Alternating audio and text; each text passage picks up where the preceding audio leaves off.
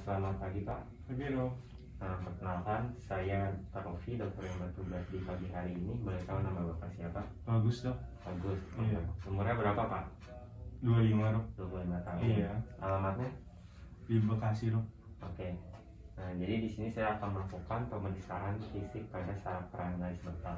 Iya dok. Pasti saraf kranialis itu adalah saraf yang keluar dari batang otak kepala Bapak. Nah, di sini ada 12 saraf. Saya akan melakukan pemeriksaan fisik pada saraf kranialis Bapak. Yang pertama adalah pemeriksaan saraf kranialis yang pertama, yaitu nervus olfactorius. Oke, saya izin membuka masker ya Pak. Iya dok. Oke, selanjutnya adalah pemeriksaan nervus olfactorius. Yang pertama berfungsi untuk melakukan penciuman pada bau. Jadi Bapak bisa dibuka maskernya ya Pak. Oke, di sini saya ada dua bahan, yaitu parfum dan juga minyak. Tapi saya sebenarnya mau tanya dulu ke Bapak, apakah Bapak ada pilek atau tidak?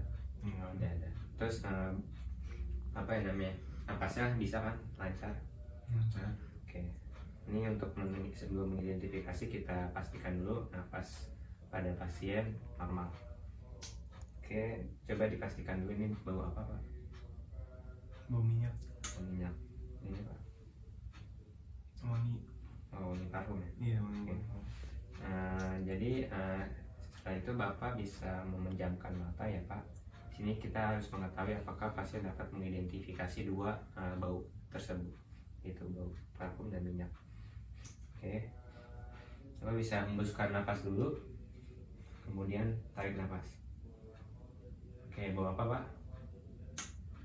Bau minyak. Bau minyak. Selanjutnya, bahan yang selanjutnya Bapak hembuskan napas dulu, kemudian tarik napas. Bau parfum. Oke, bau parfum. Di sini menandakan bahwasanya nervus 1 atau nervus olfactorius pasien normal dapat mengidentifikasi salah satu data bau minyak dan bau parfum. Oke, selanjutnya adalah pemeriksaan pada nervus 2, yaitu nervus opticus. Kita harus ketahui bahwa nervus 2 ini adalah berfungsi untuk melakukan penerimaan dari rangsang cahaya yang ditangkap oleh retina. Di sini ada beberapa pemeriksaan, yaitu pemeriksaan fundoskopi untuk mengetahui tekanan intrakranial pada nervus opticus. Kemudian adalah pemeriksaan lapang pandang, bisa dilakukan dengan tes konfrontasi untuk mengetahui beberapa luas lapang pandang pasien.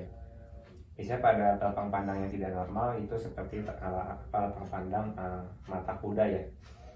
Jadi hanya pandangan pandangan di depan saja, bagian sekelilingnya tidak terlalu kelihatan.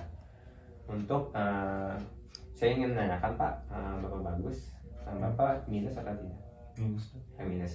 Jadi untuk berarti pakai kacamata ya? Oke. Oke, untuk pemeriksaan nervus 2 itu perlunya diperiksaan 2 kali, yaitu ketika pasien memakai kacamata dan ketika pasien tidak memakai kacamata, agar hasilnya adalah objektif.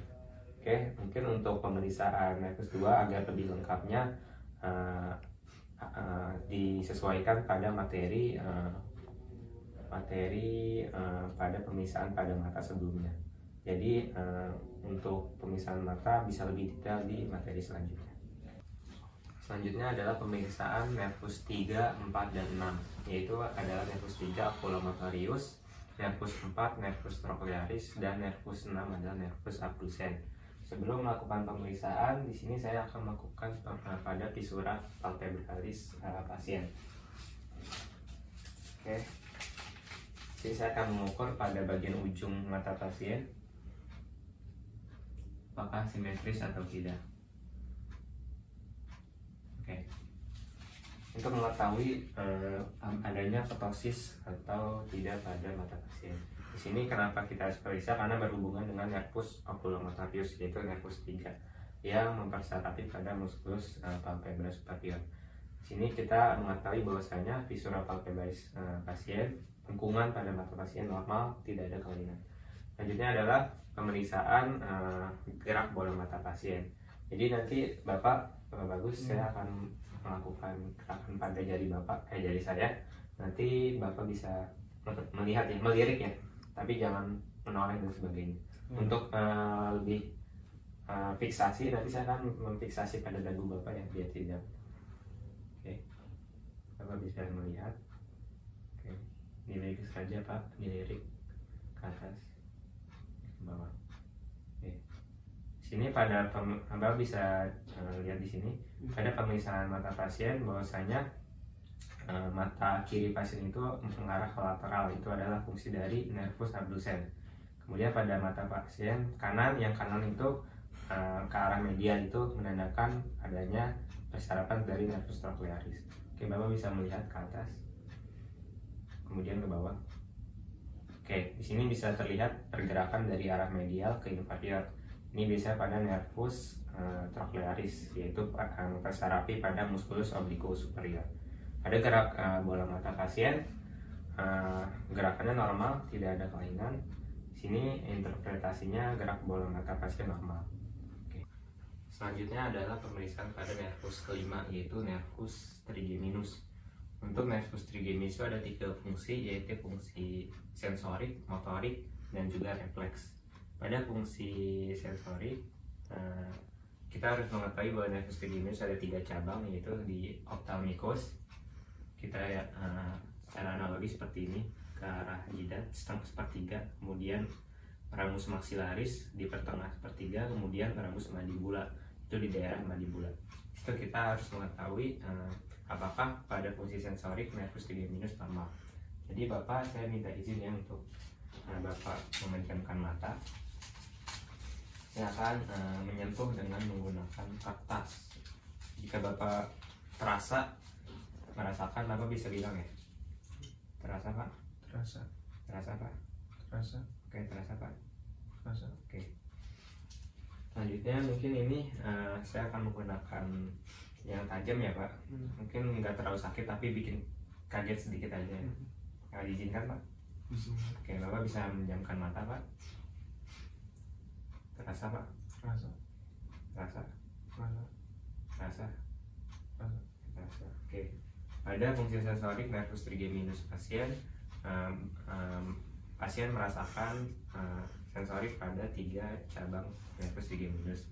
Hasilnya adalah dalam batas normal. Kemudian adalah fungsi motorik pada nervus trigeminus pasien. Jadi saya akan meletakkan, izin ya Pak. Ya. Bapak, sini Bapak coba melakukan gerakan mengunyah, seperti mengunyah makanan. Oke, sini saya akan tekan, Bapak paksa untuk mengunyah. Oke. Sini bahwasanya pada gerakan motorik nervus trigeminus pasien normal, tidak ada kelainan pada gerakan mengunyah. Selanjutnya pemeriksaan refleks pada nervus trigeminus pasien. Oke. Nah, di sini saya akan melakukan refleks ini apa mata Bapak, refleks kornea. Kalau misalkan udah kena Bapak langsung merem aja ya. Oke. Oke. Maaf ya Pak. Oke, bahwasanya refleks kornea pada mata pasien normal. Selanjutnya adalah refleks pada hidung pasien. Ini untuk mengetahui apakah ada refleks bersin atau tidak. Ini refleks bersin ini dipersarapi oleh nervus trigeminus. Bapak kalau mau bersin langsung bilang ya. Ini nggak sampai bersin kalau mungkin kalau ada ngerasa kayak bersin gitu. Nah, oke. Maaf ya Pak. Pada nervus 5 trigeminus refleks bersin normal. Selanjutnya adalah Jawa refleks. Di sini saya akan menggunakan halo refleks untuk akan mengetahui apakah dapat refleks pada bagian mandibula pasien atau tidak. Ya Pak, tolong dibuka mulut Pak sedikit ini. Oke. Oke, sini kita terlihat ya bahwa tadi ada gerakan sedikit. Bahwasanya interpretasi bahwa kalau misalkan Jawa refleksnya ini dagu pasien gerak sedikit ataupun tidak gerak, itu artinya normal. Jika ada gerakan berlebih berarti ada refleks yang berlebihan pada ramus mandibula yang merupakan cabang dari nervus trigeminus. Jadi seluruh hasil bahwasanya baik fungsi sensorik, motorik, dan juga refleks nervus 5 atau nervus trigeminus pasien, hasilnya adalah dalam batas normal. Oke, selanjutnya adalah nervus ketujuh, yaitu nervus facialis. Nervus facialis ini ada dua fungsi, terutama di wajah, yaitu sensori dan motorik. Pada motorik adalah gerakan mimik wajah atau ekspresi wajah. Pada sensorik adalah merasakan suatu manis, asam, maupun asin. Di sini saya akan melakukan pemisahan motorik terlebih dahulu. Jadi Bapak bisa senyum ya Pak, senyum sampai kelihatan giginya. Giginya kelihatan Pak, lebih senyum lagi. Oke. Sini kita melihat bahwa pada nasolabial pasien simetris ya, pada lengkungannya antara kanan dan kiri. Berarti tidak ada abnormal pada bagian bawah. Kemudian pada bagian atas wajah pasien udah selesai. Untuk bagian mata, Bapak bisa membuka mata mau apa? Oke. Kemudian Pak, Bapak bisa memejamkan mata ya Pak. Oke, di sini saya akan memaksa mata Bapak untuk terbuka, tapi Bapak tetap tahan merem. Oke, ini menandakan bahwa pada pada nervus facialis pasien, terutama sensorik, itu yang mempersyaratkan di kelompok mata untuk menutup mata dan membuka itu masih normal, tidak adanya kelainan. Terus kita juga mengetahui biasanya pada lower ataupun upper ya, jika di lower di bagian bawah wajah pasien abnormal, berarti kemungkinan penyebabnya adalah di bagian jika di kanan berarti penyebab di bagian kiri, sebaliknya jika di bagian kiri sebaliknya adalah di bagian atas yang kanan. Oke Pak, untuk pemisahan motorik pada nervus facialis pasien normal, ini adalah motorik. Untuk selanjutnya adalah sensorik. Untuk sensorik sendiri, sini saya mungkin hanya mempunyai bahan gula. Nah, apa ini gula ya Pak? Bisa adalah rasanya manis. Mungkin sedikit saja saya akan menggunakan bahan ini.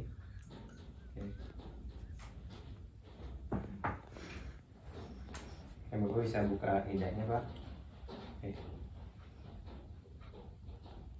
Oke, rasanya apa Pak? Rasanya manis. Oke. Jadi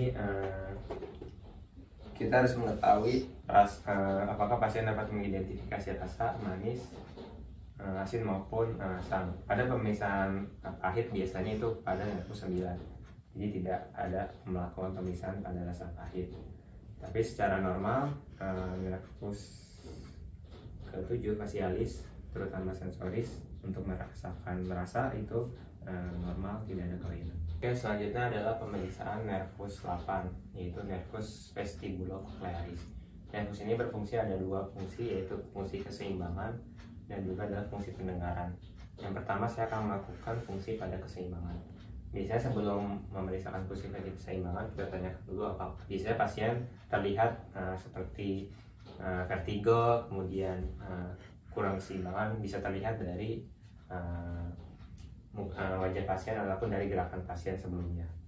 Sini saya akan melakukan pemeriksaan pada nystagmus pada mata pasien. Oke Bapak, pada nystagmus pasien itu bisa ada gerakan sedikit pada bola mata, pada bola mata yang bagian yang warna hitamnya ya. Sini kita lakukan pemisahan pada nystagmus. Oke, Bapak bisa melihat ya jari-jarinya. Oke, tidak ada gerakan sedikit pada bola mata pasien. Biasanya nystagmus pada nervus vestibulocochlearis normal. Selanjutnya adalah pemeriksaan pada tes pendengaran. Di situ ada 3 tes Rine, tes Weber, dan tes Wabat. Untuk tes Rine di sini saya menganalogikan ini adalah Garputala.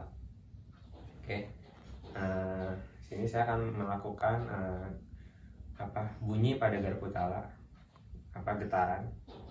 Kemudian saya akan letakkan di bagian tulang mastoid.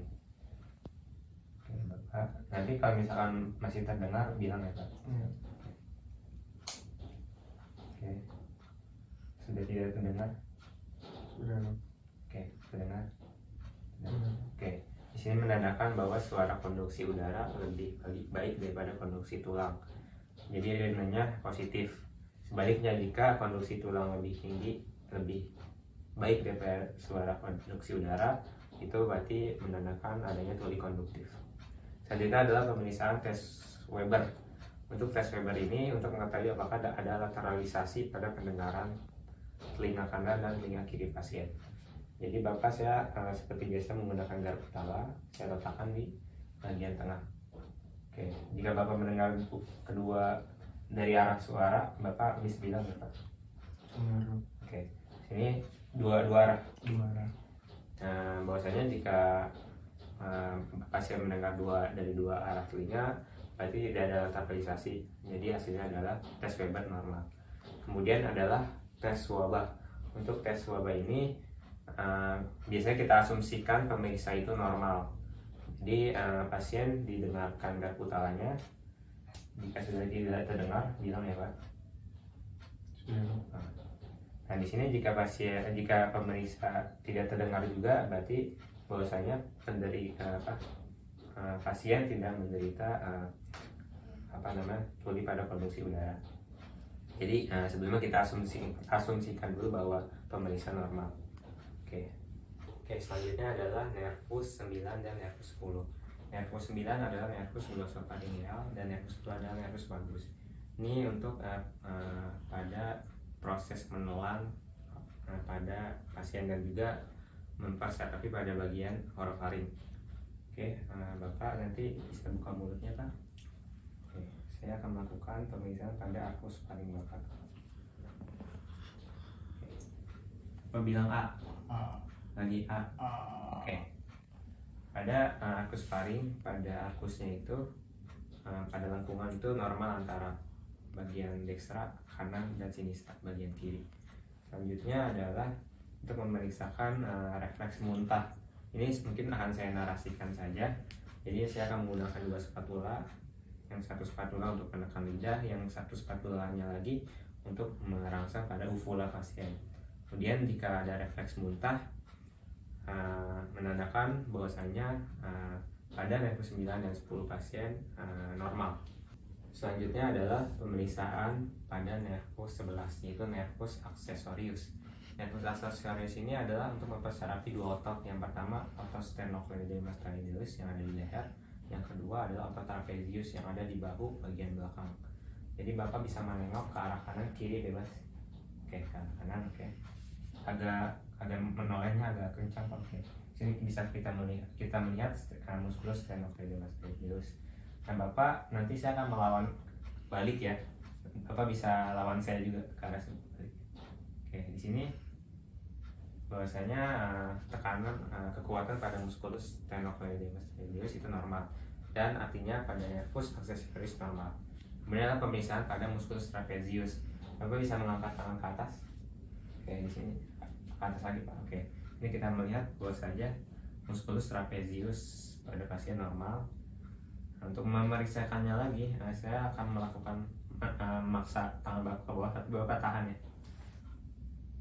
Oke, berarti pada musculus trapezius pasien normal, menandakan bahwa nervus accessorius atau nervus 11 pada saraf cranialis pasien itu normal. Oke, selanjutnya adalah pemeriksaan terakhir, yaitu pemeriksaan pada nervus ke-12, yaitu nervus hipoglossus. Ini nervus hipoglossus berfungsi untuk gerakan lidah, motorik pada lidah. Di sini Bapak bisa saya minta tolong untuk membuka lidahnya Pak. Oke, kita lihat dulu apakah terdapat atrofi, apakah terdapat luka atau tidak pada lidah pasien. Nah, itu Bapak bisa lebih menjulurkan lidahnya. Oke, bahwa saya lidah pasien normal. Pada kelainan abnormal pada lidah pasien biasanya lebih ke arah kanan atau lebih ke arah kiri. Kemudian saya minta Bapak untuk ngomong ya Pak, ular berlari lurus. Ular berlari lurus. 3 kali Pak. Ular berlari lurus. Ular berlari lurus. Oke, menandakan pasien bisa mengeja dengan benar, bahwasanya pada motorik nervus hipoglossus pasien normal. Terus Bapak bisa lidahnya seperti ini, mendorong pipi kanan dan kiri. Lagi Pak. Oke, hasilnya dari lidah pasien gerakan motoriknya normal, tidak ada kelainan. Jadi hasil keseluruhan pada nervus hipoglossus, nervus 12, nervus cranialis, itu adalah normal. Oke, Bapak, untuk hasil pemeriksaan nervus cranialis 1-12 hasilnya semua normal. Nah, jadi tidak ada kelainan, alhamdulillah. Kira-kira ada yang ingin ditanyakan lagi nggak Pak? Tidak. Oke Pak, terima kasih Pak atas kesediaannya. Jika memang nanti ada keluhan dan sebagainya yang berhubungan dengan nanti nervus cranialis, Bapak bisa datang ke sini lagi Pak. Oke, terima kasih Pak atas kunjungannya, atas kesediaannya.